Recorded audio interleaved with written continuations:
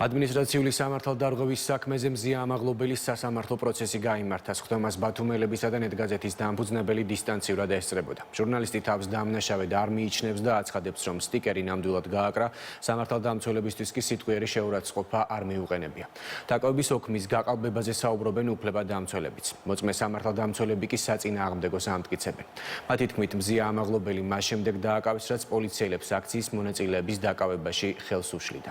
მერაბ წულუკიძე სასამართლო პროცესის დეტალებით.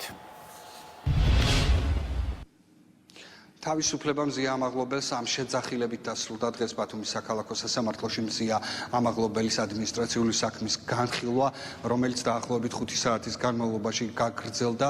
მოსამართლე სალიკ ხშაინიძე გადაწყვეტილებას 18 მარტს გამოაცხადებს იმ დღეს, როდესაც ბათუმის საქალაქო სასამართლოში მზია-ამაღლობელთან დაკავშირებული მეორე საქმის განხილვა უნდა განახლდეს, რომელიც უკავშირდება სისხლის სამართლის ბრალდებას. დღეს მოსამართლემ მოისმინა მოწმეთა ჩვენებები, ასევე წარმოდგენილი იყო მტკიცებული მოწმეები დაკითხული იყვნენ ორივე მხრიდან, მათ შორის დაიკითხა ბათუმის პოლიციის უფროსის მოადგილე გოჩავანაძე და კიდევ ორი სამართალდამცველი და ასევე დაიკითხნენ ჟურნალისტები, რომლებიც არიან მზია-ამაღლობელის უშუალო კოლეგები და რომლებიც დაკავების მომენტში ადგილზე იმყოფებოდნენ. მთავარი, რაზეც აპელირებს დაცვის მხარე, არის ის, რომ მოხდა დაკავების ოქმის გაყალბება. კერძოდ ორ ნიუანსია საუბარი. პირველი ის, რომ დაკავება განახორციელა დაცვის მხარის განცხადებით და ამას ჟურნალისტებიც ამტკიცებენ აჭარის პოლიციის სამმართველოს უფროსმა გრიგოლ ბესელიამ, თუმცა დაკავების ოლქში წერია, რომ დაკავება განახორციელა ქალაქის პოლიციის უფროსის მოადგილემ გოჩავანაძემ. ასევე საუბარია იმაზეც,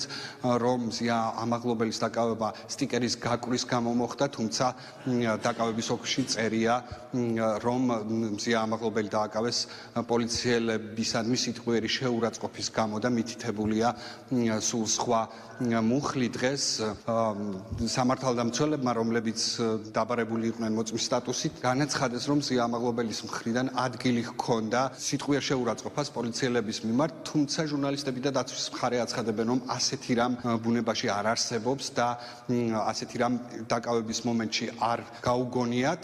იგივე დაადასტურა მზია-ამაღლობელმაც, რომელიც დისტანციურად ესწრებოდა დღეს სასამართლო პროცესის თავს დამნაშავედ არ გრძნობს. არ გვაქვს დიდი მოლოდინები სასამართლოს მიმართ დღევანდელ პირობებში, განსაკუთრებით ასეთ საქმეზე, როდესაც არსებობს მაღალი დაინტერესება, რომ ის დასაჯონ და შინაგან საქმეთა სამინისტრო დღეს ესე ღიად ამბობდა, რომ ძალიან მკაცრად დასაჯეთ, ის უნდა დაისაჯოს, რომ სხვებსაც შეეშინდეთ. ალბათობა არსებობს, რომ სასამართლომ მაინც თქვას, რომ კი პოლიციელი მაინც მართალია, ის ცრუმოწმე მაინც სიმართლეს ამბობდა, ეს მტკიცებულებები კი არ ასახავს, რომ ზიავიმეს შეურაცხყოფას აყენებს, მაგრამ პოლიცია ხო არ მოიტყუება და ის მაინც სიმართლეს იტყოდა. სიტყვიერი შეურაცხყოფის ფაქტი დაადასტურა მოწმემ, რომელიც შეესწრო სამართალდარღვევის ფაქტს. ვიდეო მტკიცებულებები მათ შორის ადასტურებს წინააღმდეგობის ფაქტს. შესაბამისად, მტკიცებულებათა ურთიერთშეჯერების საფუძველზე სამართალდარღვევის ფაქტი ჩვენი მოსაზრებით დადასტურება. მაგრამ უშუალოდ ვიდეოში ასეთ რამ არის.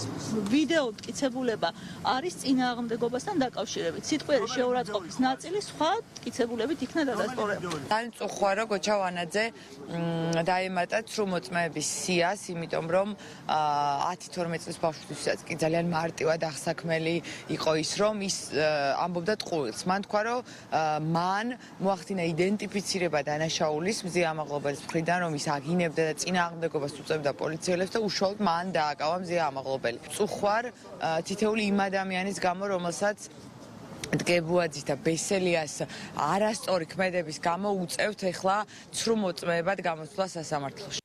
მზია-ამაღლობელის სასამართლო პროცესებს აქტიურად აკვირდებიან დიპლომატიური კორპუსის წარმომადგენლები. დღევანდელ პროცესს დანიისა და ნორვეგიის საელჩოს წარმომადგენლები ესწრებოდნენ.